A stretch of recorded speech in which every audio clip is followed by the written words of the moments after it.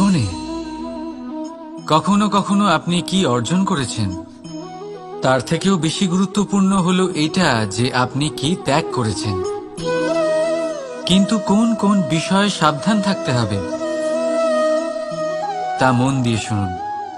জীবনে যখনই আপনি আপনার লক্ষ্য স্থির করবেন তখন ভ্রম থেকে সাবধান থাকুন, কারণ তা আপনাকে লক্ষ্যভ্রষ্ট করে দিতে পারে। যখন যাত্রা করবেন তখন আলস্য থেকে সাবধান থাকুন, কারণ সেটা আপনাকে আপনার যাত্রা পূরণ করতে দেবে না। যখনই ন্যায় করবেন তখন বন্ধুদের থেকে সাবধান থাকুন, কারণ তারা আপনার ন্যায় করার ক্ষমতা দুর্বল করে দিতে পারে। যখনই সাফল্য লাভ করবেন অহংকার থেকে সাবধান থাকুন, কারণ তা আপনার সাফল্য আপনার কাছে বেশি দিন ধরে রাখতে দেবে না। আর যখনই আপনি প্রেম করবেন নিজের থেকে সাবধান থাকুন, কারণ আমি আপনাকে কখনো আমরা হতে দেবে না। রাধা রাধা। সাপ, এই শব্দটা শুনলেই মনের মধ্যে এক ধারণা তৈরি হয়। বিষে ভরা, ফোঁস আওয়াজ করা এক ভয়ানক জীব। যদি এই সাপ কারোর বাড়িতে ঢুকে পড়ে কোলাহল সৃষ্টি হয়ে যায়, লোকে সুরক্ষিত স্থান খুঁজতে থাকে, ভিড় জমা হয়ে যায় সেই সাপের প্রাণ নেওয়ার জন্য। কিন্তু যদি এই সাপ কোনো মন্দিরে দেখতে পাওয়া যায় তাহলে কি হবে? লোকে সেই সাপের সামনে নিজের মাথা নত করবেন, প্রার্থনা করবেন, হাত জোড় করবেন, দুধ খাওয়াবেন, তাকে শিবের আশীর্বাদ মনে করবেন। তাহলে এই বিষয়ে আপনার মতামত কি? ভাবুন, মানুষগুলো সেই একই ছিল, সাপও সেই একই। তাহলে পরিস্থিতিতে এত তফাৎ কেন? কোথাও সেই সাপের প্রাণ নেওয়া হচ্ছে, আবার কোথাও সেই সাপকে পুজো করা হচ্ছে। তফাতের কারণ হল সংস্পর্শ আর স্থান। যখন সেই সাপ শিবের সংস্পর্শে ছিল, মন্দিরের পবিত্র আবহাওয়াতে ছিল, তখন সে দেবতুল্য হয়ে উঠেছিল। নয়তো সে আমাদের কাছে শত্রুই ছিল, তাই না? তাই নিজের জীবনে সংস্পর্শ আর স্থানের চয়ন খুব ভেবেচিন্তে করুন, কারণ এই সংসার আপনার ব্যক্তিত্বের আন্দাজ আপনার সংস্পর্শ থেকেই করবে। আর হ্যাঁ, এখানে বিষয় ধনী বা গরিবের নয়, এখানে বিষয় হল সংস্কারী আর সদাচারীর সঙ্গে। সদাচারীর সঙ্গ সবসময় সম্মানের কারণ হয়। রাধা রাধা। এই সংসারে জ্ঞানী কে? সেই ব্যক্তি যিনি বেদের অর্থ বোঝেন, নাকি তিনি যিনি জন্ম এবং মৃত্যুর রহস্যের সমাধান করেছেন, নাকি তিনি যিনি ৬৪ কলায় নিপুণ? না, এই সংসারে জ্ঞানী তিনি যিনি কেবলমাত্র একটা পার্থক্য বোঝেন, পার্থক্য মেনে নেওয়া আর দৃঢ় হওয়ার মধ্যে। শব্দগুলি অত্যন্ত সরল, কিন্তু যদি মন দিয়ে ভেবে দেখেন তাহলে এর অর্থ অত্যন্ত গুরুত্বপূর্ণ। বুঝিয়ে বলছি আপনাকে, যদি মেনে নেন তাহলে হার, কিন্তু যদি দৃঢ় হন তাহলে জিত। যদি মেনে নেন তাহলে কেউ আপন, কিন্তু আপনি দৃঢ় হলে সে আপনার শত্রু।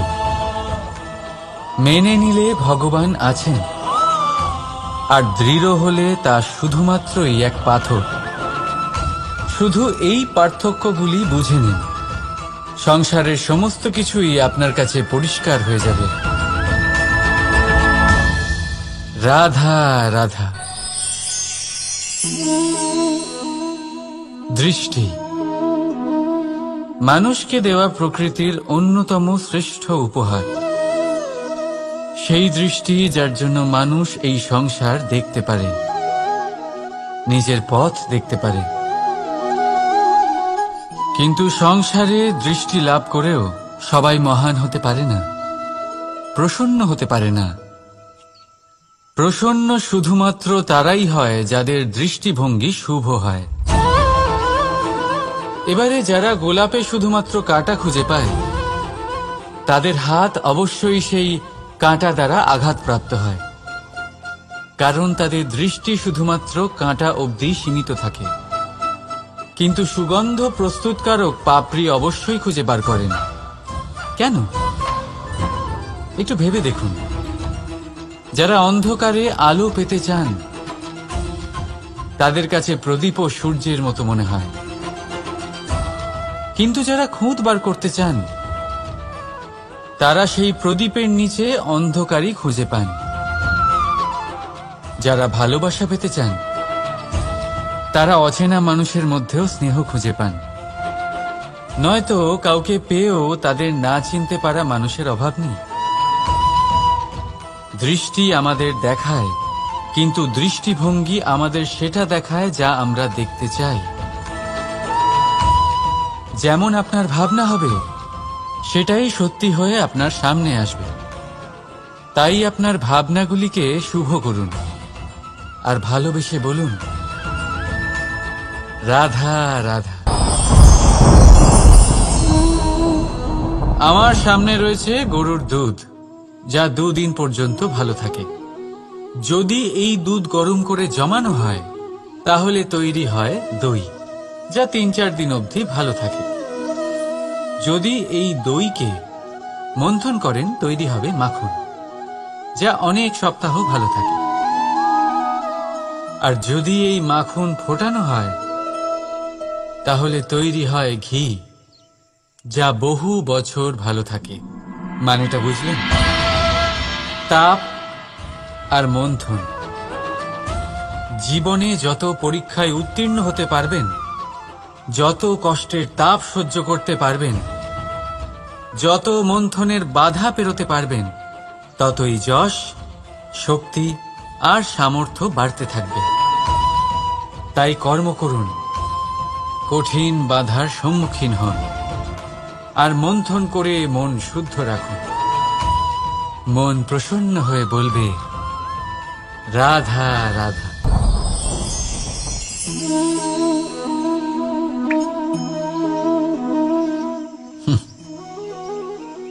আকাশ থেকে ঝরে পড়া বৃষ্টির ফোঁটা বড়ই শীতল, মিষ্টি আর পবিত্র হয়। কিন্তু সবার ভাগ্য ভিন্ন ভিন্ন হয়। এবারে দেখুন, যদি কোনো ফোঁটা কলা পাতায় পড়ে, তা শিশির হয়ে থেকে যায়। প্রকৃতির সৌন্দর্য বাড়ায়, প্রাণীদের তৃষ্ণা মেটায়। যদি কোনো ফোঁটা ঝিনুকে পড়ে, তা মুক্ত হয়ে যায়। আর যদি কোনো ফোঁটা সাপের মুখে পড়ে, তাহলে তা বিষ হয়ে যায়। এখানে সবার উৎপত্তি একই, কিন্তু গুণ ভিন্ন ভিন্ন হয়। কেন? কি কারণ এটার? কারণ হলো সংস্পর্শ। সংস্পর্শ বড়ই প্রভাবশালী হয়। চাইলে সে আপনার উত্তরণ ঘটাতে পারে, আবার চাইলে আপনার পতনও ঘটাতে পারে। এবার বৃষ্টির ফোঁটা এটা চয়ন করতে পারে না যে তার সংস্পর্শ কি হবে, তার ভাগ্য কি হবে। কিন্তু আমরা তো মানুষ, আমরা তো আমাদের সঙ্গ বাঁচতে পারি। তাই ভাবনা চিন্তা করে নিজের সঙ্গ বাছুন। এই চয়ন কিন্তু আপনারই, আর এর পরিণামও আপনাকেই ভোগ করতে হবে। রাধা রাধা।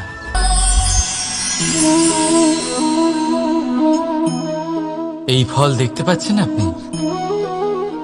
সবাই জানে এই ফলের থেকে বেরোনো বীজ একটা নতুন বৃক্ষকে জন্ম দেবে, যে নতুন বৃক্ষ আবার এমন এক ফলের জন্ম দেবে।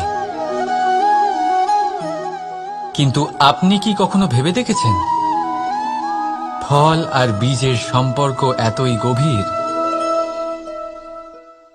অথচ বৃক্ষের মূল আর বৃক্ষের শাখার মধ্যে এত দূরত্ব কেন? কারণ দূরত্ব অতি আবশ্যক। যদি আপনি কাউকে নিজের কাছে চিরকালের জন্য রাখতে চান, তখন তাদের থেকে দূরত্ব কিছু সময় দরকারি। এই দূরত্বই হলো সেই কারণ যার জন্য আপনি আপনার সঙ্গীর মাহাত্ম্য বুঝতে পারেন। এই দূরত্বের জন্যই আপনি আরো প্রেরণা পান যাতে তাদের সাথে আবার দেখা হয়। আর সেই জন্য মনে রাখবেন, দূরত্ব কখনোই খারাপ নয়। ফলের থেকে বীজের এই দূরত্বই নতুন ফল হওয়ার কারণ হয়ে দাঁড়ায়।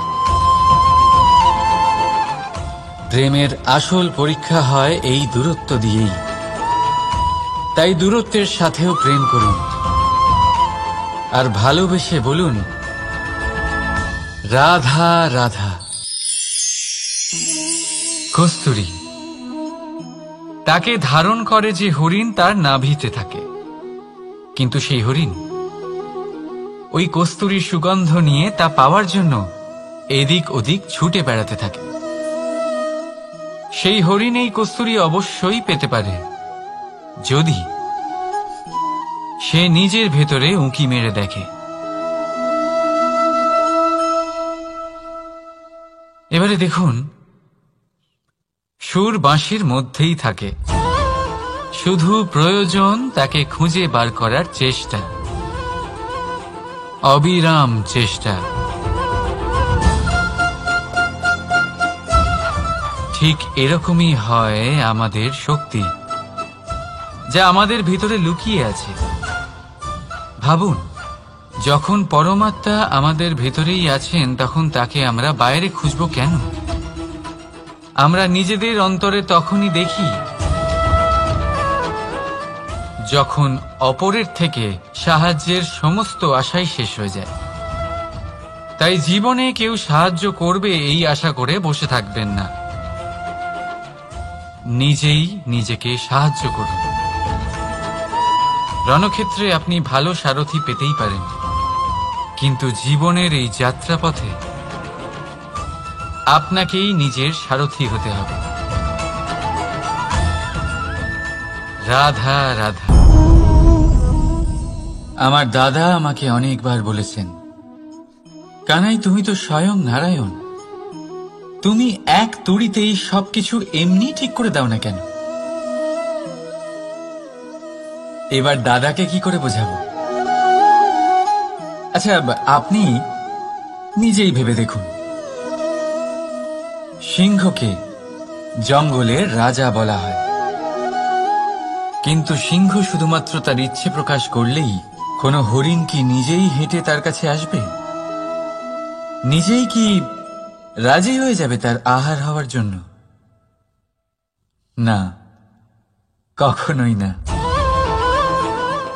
যে কোনো কাজকে সফল করে তোলার জন্য আপনাকে চেষ্টা করতে হবে, পরিশ্রম করতে হবে, যাতে সেই কাজ ভালোভাবে সম্পন্ন হয়।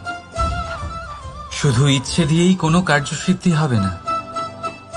ইচ্ছে থেকে স্বপ্ন তৈরি হয়, তবে সেইগুলো সফল করতে গেলেও আপনাকে পরিশ্রম তো করতেই হবে।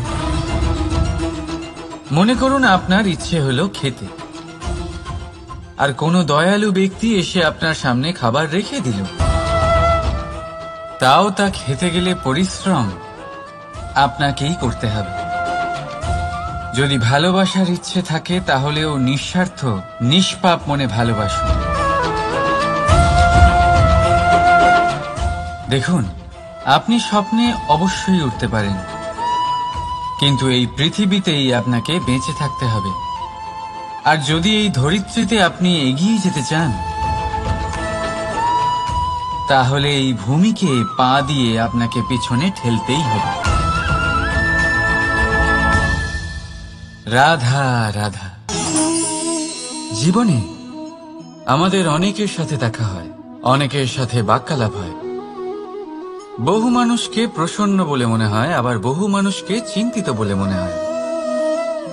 কিন্তু আপনি যদি এটা বোঝার চেষ্টা করেন যে কে বেশি প্রসন্ন থাকে আবার কে বেশি চিন্তিত থাকে, তাহলে আপনি এটা লক্ষ্য করবেন যে বৃদ্ধ আর যুবক বেশিরভাগ সময় চিন্তিত থাকেন।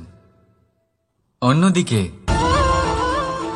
বালক সর্বদাই প্রসন্ন থাকে, চিন্তার কোনো রেশই থাকে না। এর কারণ কি? এবারে আপনি বলবেন, এ তো সহজ বিষয়। বালকদের মধ্যে এত বোধই কোথায় যে তারা জীবনের সমস্যা বুঝতে পারবে, কষ্ট বুঝতে পারবে, দায়িত্ব বুঝতে পারবে? বিষয়টা আসলে তা নয়। বৃদ্ধের বিষয়ে যদি আমরা কথা বলি, তবে বৃদ্ধ নিজের বিগত সময় নিয়ে ভাবতে ভাবতে মনে মনেই দুঃখী হয়ে যায়। যুবক নিজের ভবিষ্যতের বিষয়ে ভেবে ভেবে চিন্তা করতে থাকে আজ। কিন্তু বালক শুধুমাত্র বর্তমানে বেঁচে থাকে, আর সেই জন্যই প্রসন্ন থাকে। দেখুন, বিষয়টা অত্যন্ত সরল। আপনি আপনার বিগত কাল পাল্টাতে পারবেন না। এখন যদি আপনি নিজের ভবিষ্যৎ আরো উজ্জ্বল করতে চান, তাহলে আজ নিজের কর্ম করতে হবে, আজ পরিশ্রম করতে হবে আপনাকে। তাহলে ভুলে যান গতকাল আর আগামীকালের চিন্তা। বর্তমানে আনন্দ করুন, কারণ এই বর্তমান আপনার ভবিষ্যৎ উজ্জ্বল করতে পারে। আবার এই বর্তমান আগামী সময়ে আপনার সেই বিগত কাল হবে, যার কথা ভেবে আপনার গর্ব হবে। রাধা, জীবনে কখনো কখনো আপনি কি অর্জন করেছেন, তার থেকেও বেশি গুরুত্বপূর্ণ হলো এটা যে আপনি কি ত্যাগ করেছেন। কিন্তু কোন কোন বিষয়ে সাবধান থাকতে হবে তা মন দিয়ে শুনুন। জীবনে যখনই আপনি আপনার লক্ষ্য স্থির করবেন, তখন ভ্রম থেকে সাবধান থাকুন, কারণ তা আপনাকে লক্ষ্যভ্রষ্ট করে দিতে পারে। যখন যাত্রা করবেন, তখন আলস্য থেকে সাবধান থাকুন, কারণ সেটা আপনাকে আপনার যাত্রা পূরণ করতে দেবে না। যখনই ন্যায় করবেন, তখন বন্ধুদের থেকে সাবধান থাকুন, কারণ তারা আপনার ন্যায় করার ক্ষমতা দুর্বল করে দিতে পারে।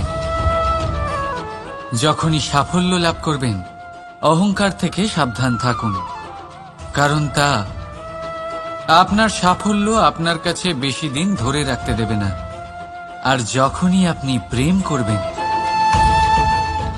নিজের থেকে সাবধান থাকুন, কারণ আমি আপনাকে কখনো আমরা হতে দেবে না। রাধা রাধা। সাপ, এই শব্দটা শুনলেই মনের মধ্যে এক ধারণা তৈরি হয়। বিষে ভরা, ফোঁস আওয়াজ করা এক ভয়ানক জীব। যদি এই সাপ কারোর বাড়িতে ঢুকে পড়ে, কোলাহল সৃষ্টি হয়ে যায়। লোকে সুরক্ষিত স্থান খুঁজতে থাকে, ভিড় জমা হয়ে যায় সেই সাপের প্রাণ নেওয়ার জন্য। কিন্তু যদি এই সাপ কোনো মন্দিরে দেখতে পাওয়া যায়, তাহলে কি হবে? লোকে সেই সাপের সামনে নিজের মাথা নত করবেন, প্রার্থনা করবেন, হাত জোড় করবেন, দুধ খাওয়াবেন, তাকে শিবের আশীর্বাদ মনে করবেন। তাহলে এই বিষয়ে আপনার মতামত কি? ভাবুন, মানুষগুলো সেই একই ছিল, সাপও সেই একই। তাহলে পরিস্থিতিতে এত তফাৎ কেন? কোথাও সেই সাপের প্রাণ নেওয়া হচ্ছে, আবার কোথাও সেই সাপকে পুজো করা হচ্ছে। তফাতের কারণ হল সংস্পর্শ আর স্থান। যখন সেই সাপ শিবের সংস্পর্শে ছিল, মন্দিরের পবিত্র আবহাওয়াতে ছিল, তখন সে দেবতুল্য হয়ে উঠেছিল। নয়তো সে আমাদের কাছে শত্রুই ছিল, তাই না? তাই নিজের জীবনে সংস্পর্শ আর স্থানের চয়ন খুব ভেবেচিন্তে করুন, কারণ এই সংসার আপনার ব্যক্তিত্বের আন্দাজ আপনার সংস্পর্শ থেকেই করবে। আর হ্যাঁ, এখানে বিষয় ধনী বা গরিবের নয়, এখানে বিষয় হল সংস্কারী আর সদাচারীর সঙ্গে। সদাচারীর সঙ্গ সবসময় সম্মানের কারণ হয়। রাধা রাধা। এই সংসারে জ্ঞানী কে? সেই ব্যক্তি যিনি বেদের অর্থ বোঝেন, নাকি তিনি যিনি জন্ম এবং মৃত্যুর রহস্যের সমাধান করেছেন, নাকি তিনি যিনি ৬৪ কলায় নিপুণ? না, এই সংসারে জ্ঞানী তিনি যিনি কেবলমাত্র একটা পার্থক্য বোঝেন, পার্থক্য মেনে নেওয়া আর দৃঢ় হওয়ার মধ্যে। শব্দগুলি অত্যন্ত সরল, কিন্তু যদি মন দিয়ে ভেবে দেখেন তাহলে এর অর্থ অত্যন্ত গুরুত্বপূর্ণ। বুঝিয়ে বলছি আপনাকে, যদি মেনে নেন তাহলে হার, কিন্তু যদি দৃঢ় হন তাহলে জিত। যদি মেনে নেন তাহলে কেউ আপন, কিন্তু আপনি দৃঢ় হলে সে আপনার শত্রু। মেনে নিলে ভগবান আছেন, আর দৃঢ় হলে তা শুধুমাত্রই এক পাথর। শুধু এই পার্থক্যগুলি বুঝে নিন, সংসারের সমস্ত কিছুই আপনার কাছে পরিষ্কার হয়ে যাবে। রাধা রাধা। দৃষ্টি মানুষকে দেওয়া প্রকৃতির অন্যতম শ্রেষ্ঠ উপহার।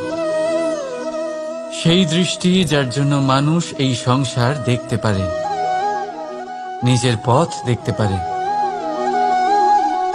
কিন্তু সংসারে দৃষ্টি লাভ করেও সবাই মহান হতে পারে না, প্রসন্ন হতে পারে না।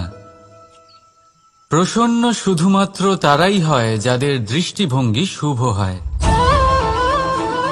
এবারে যারা গোলাপে শুধুমাত্র কাঁটা খুঁজে পায়, তাদের হাত অবশ্যই সেই কাঁটা দ্বারা আঘাতপ্রাপ্ত হয়, কারণ তাদের দৃষ্টি শুধুমাত্র কাঁটা অবধি সীমিত থাকে।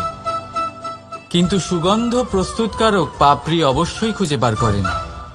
কেন? একটু ভেবে দেখুন।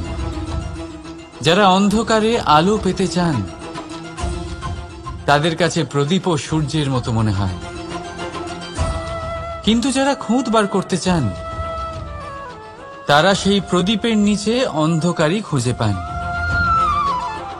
যারা ভালোবাসা পেতে চান, তারা অচেনা মানুষের মধ্যেও স্নেহ খুঁজে পান।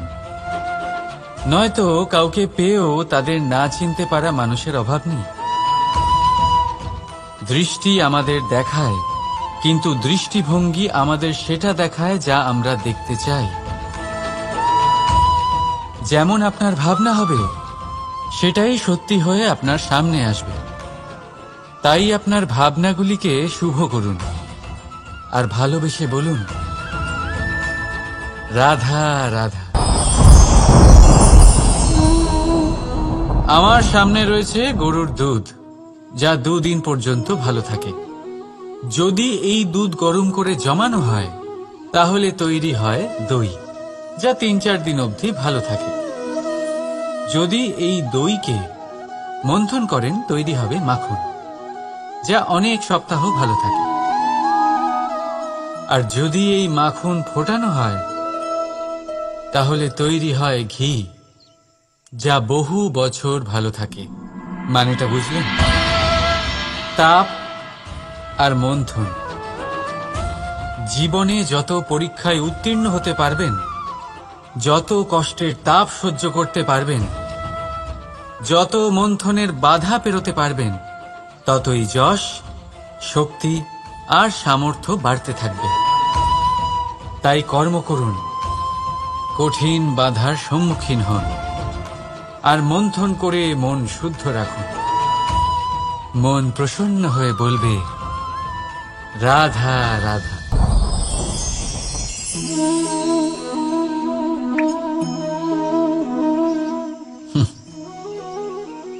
আকাশ থেকে ঝরে পড়া বৃষ্টির ফোঁটা বড়ই শীতল, মিষ্টি আর পবিত্র হয়, কিন্তু সবার ভাগ্য ভিন্ন ভিন্ন হয়। এবারে দেখুন, যদি কোনো ফোঁটা কলা পাতায় পড়ে তা শিশির হয়ে থেকে যায়, প্রকৃতির সৌন্দর্য বাড়ায়, প্রাণীদের তৃষ্ণা মেটায়। যদি কোনো ফোঁটা ঝিনুকে পড়ে তা মুক্ত হয়ে যায়, আর যদি কোনো ফোঁটা সাপের মুখে পড়ে তাহলে তা বিষ হয়ে যায়। এখানে সবার উৎপত্তি একই, কিন্তু গুণ ভিন্ন ভিন্ন হয়। কেন? কি কারণ এটার? কারণ হলো সংস্পর্শ। সংস্পর্শ বড়ই প্রভাবশালী হয়। চাইলে সে আপনার উত্তরণ ঘটাতে পারে, আবার চাইলে আপনার পতনও ঘটাতে পারে। এবার বৃষ্টির ফোঁটা এটা চয়ন করতে পারে না যে তার সংস্পর্শ কি হবে, তার ভাগ্য কি হবে। কিন্তু আমরা তো মানুষ, আমরা তো আমাদের সঙ্গ বাছতে পারি। তাই ভাবনা চিন্তা করে নিজের সঙ্গ বাছুন। এই চয়ন কিন্তু আপনারই, আর এর পরিণামও আপনাকেই ভোগ করতে হবে। রাধা রাধা।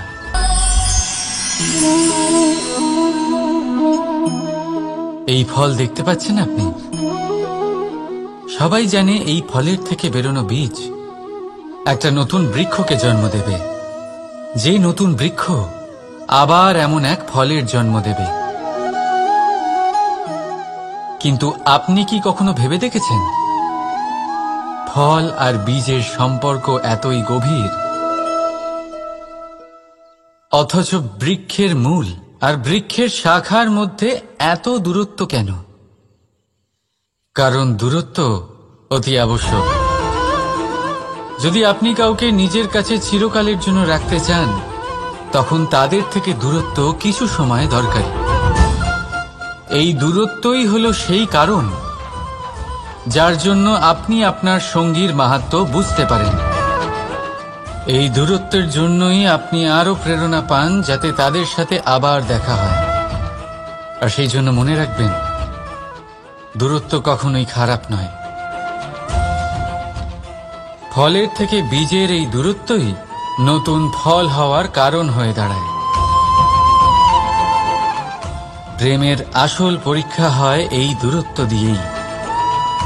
তাই দূরত্বের সাথেও প্রেম করুন, আর ভালোবেসে বলুন রাধা রাধা। কস্তুরী তাকে ধারণ করে যে হরিণ তার নাভিতে থাকে, কিন্তু সেই হরিণ ওই কস্তুরীর সুগন্ধ নিয়ে তা পাওয়ার জন্য এদিক ওদিক ছুটে বেড়াতে থাকে। সেই হরিণ এই কস্তুরী অবশ্যই পেতে পারে যদি সে নিজের ভেতরে উঁকি মেরে দেখে। এবারে দেখুন, সুর বাঁশির মধ্যেই থাকে, শুধু প্রয়োজন তাকে খুঁজে বার করার চেষ্টা, অবিরাম চেষ্টা। ঠিক এরকমই হয় আমাদের শক্তি, যা আমাদের ভিতরে লুকিয়ে আছে। ভাবুন, যখন পরমাত্মা আমাদের ভেতরেই আছেন, তখন তাকে আমরা বাইরে খুঁজব কেন? আমরা নিজেদের অন্তরে তখনই দেখি যখন অপরের থেকে সাহায্যের সমস্ত আশাই শেষ হয়ে যায়। তাই জীবনে কেউ সাহায্য করবে এই আশা করে বসে থাকবেন না, নিজেই নিজেকে সাহায্য করুন। রণক্ষেত্রে আপনি ভালো সারথি পেতেই পারেন, কিন্তু জীবনের এই যাত্রাপথে আপনাকেই নিজের সারথি হতে হবে। রাধা রাধা। আমার দাদা আমাকে অনেকবার বলেছেন, কানাই তুমি তো স্বয়ং নারায়ণ, তুমি এক তুড়িতেই সবকিছু এমনি ঠিক করে দাও না কেন? এবার দাদাকে কি করে বোঝাবো? আচ্ছা, আপনি নিজেই ভেবে দেখুন, সিংহকে জঙ্গলের রাজা বলা হয়, কিন্তু সিংহ শুধুমাত্র তার ইচ্ছে প্রকাশ করলেই কোনো হরিণ কি নিজেই হেঁটে তার কাছে আসবে? নিজেই কি রাজি হয়ে যাবে তার আহার হওয়ার জন্য? না, কখনোই না।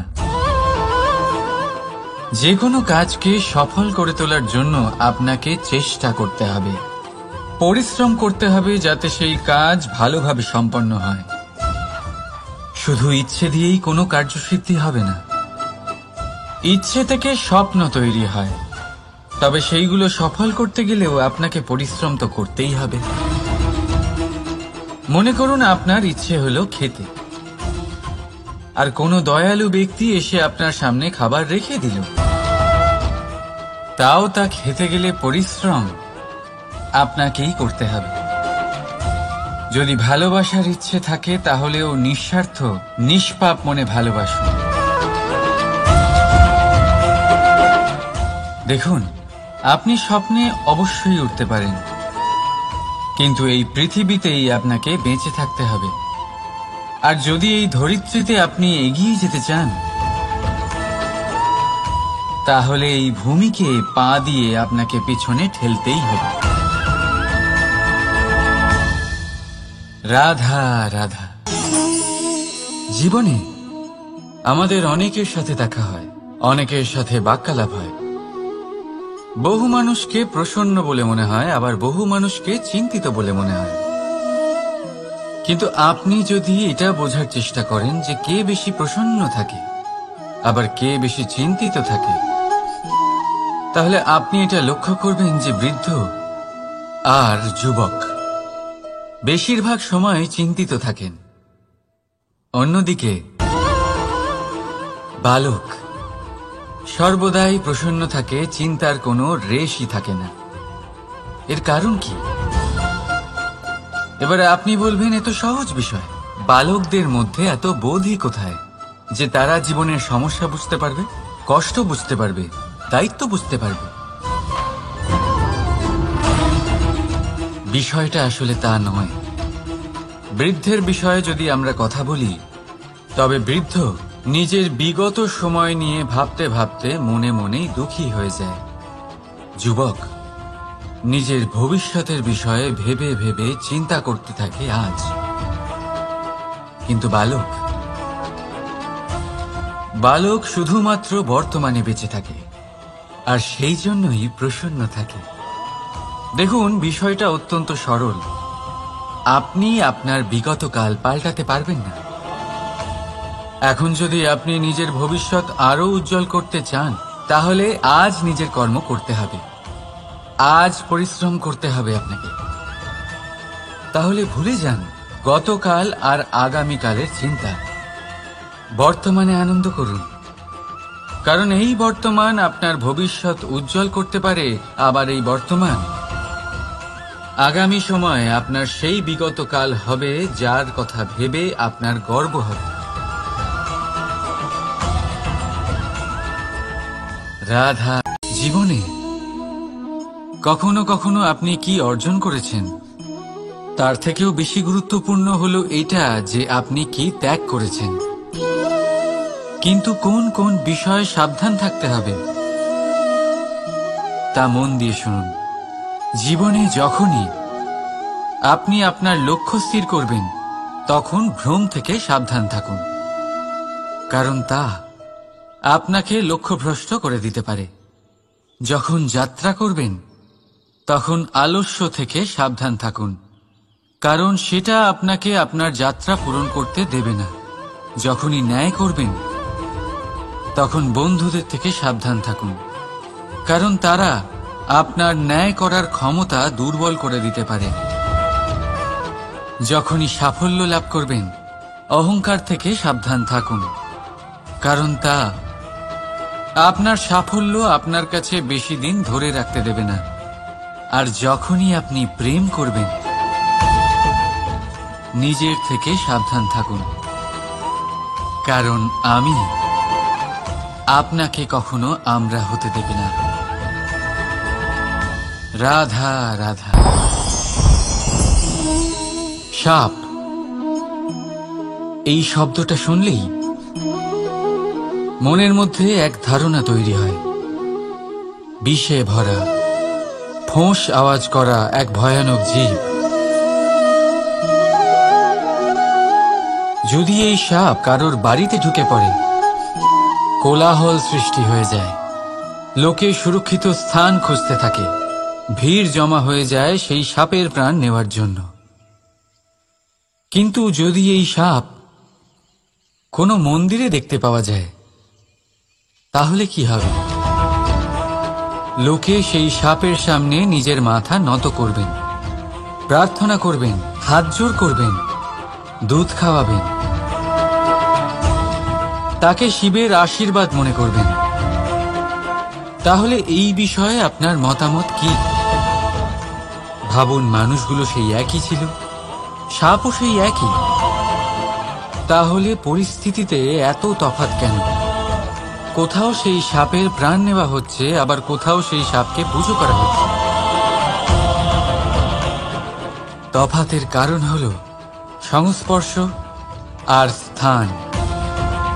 যখন সেই সাপ শিবের সংস্পর্শে ছিল, মন্দিরের পবিত্র আবহাওয়াতে ছিল, তখন সে দেবতুল্য হয়ে উঠেছিল। নয়তো সে আমাদের কাছে শত্রুই ছিল, তাই না? তাই নিজের জীবনে সংস্পর্শ আর স্থানের চয়ন খুব ভেবেচিন্তে করুন, কারণ এই সংসার আপনার ব্যক্তিত্বের আন্দাজ আপনার সংস্পর্শ থেকেই করবে। আর হ্যাঁ, এখানে বিষয় ধনী বা গরিবের নয়, এখানে বিষয় হল সংস্কারী আর সদাচারীর সঙ্গে। সদাচারীর সঙ্গ সবসময় সম্মানের কারণ হয়। রাধা রাধা। এই সংসারে জ্ঞানী কে? সেই ব্যক্তি যিনি বেদের অর্থ বোঝেন, নাকি তিনি যিনি জন্ম এবং মৃত্যুর রহস্যের সমাধান করেছেন, নাকি তিনি যিনি ৬৪ কলায় নিপুণ? না, এই সংসারে জ্ঞানী তিনি যিনি কেবলমাত্র একটা পার্থক্য বোঝেন, পার্থক্য মেনে নেওয়া আর দৃঢ় হওয়ার মধ্যে। শব্দগুলি অত্যন্ত সরল, কিন্তু যদি মন দিয়ে ভেবে দেখেন, তাহলে এর অর্থ অত্যন্ত গুরুত্বপূর্ণ। বুঝিয়ে বলছি আপনাকে, যদি মেনে নেন তাহলে হার, কিন্তু যদি দৃঢ় হন তাহলে জিত। যদি মেনে নেন তাহলে কেউ আপন, কিন্তু আপনি দৃঢ় হলে সে আপনার শত্রু। মেনে নিলে ভগবান আছেন, আর দৃঢ় হলে তা শুধুমাত্রই এক পাথর। শুধু এই পার্থক্যগুলি বুঝে নিন, সংসারের সমস্ত কিছুই আপনার কাছে পরিষ্কার হয়ে যাবে। রাধা রাধা। দৃষ্টি মানুষকে দেওয়া প্রকৃতির অন্যতম শ্রেষ্ঠ উপহার। সেই দৃষ্টি যার জন্য মানুষ এই সংসার দেখতে পারে, নিজের পথ দেখতে পারে। কিন্তু সংসারে দৃষ্টি লাভ করেও সবাই মহান হতে পারে না, প্রসন্ন হতে পারে না।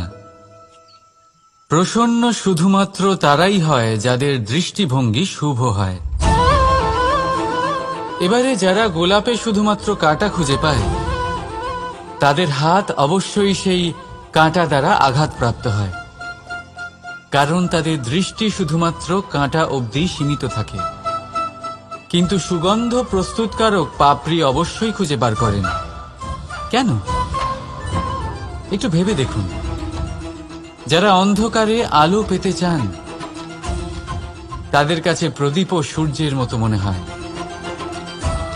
কিন্তু যারা খুঁত বার করতে চান, তারা সেই প্রদীপের নিচে অন্ধকারই খুঁজে পান। যারা ভালোবাসা পেতে চান, তারা অচেনা মানুষের মধ্যেও স্নেহ খুঁজে পান।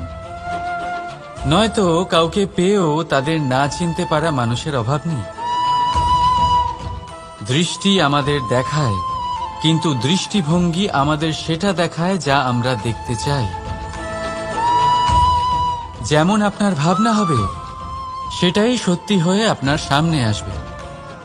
তাই আপনার ভাবনাগুলিকে শুভ করুন আর ভালোবেসে বলুন, রাধা রাধা।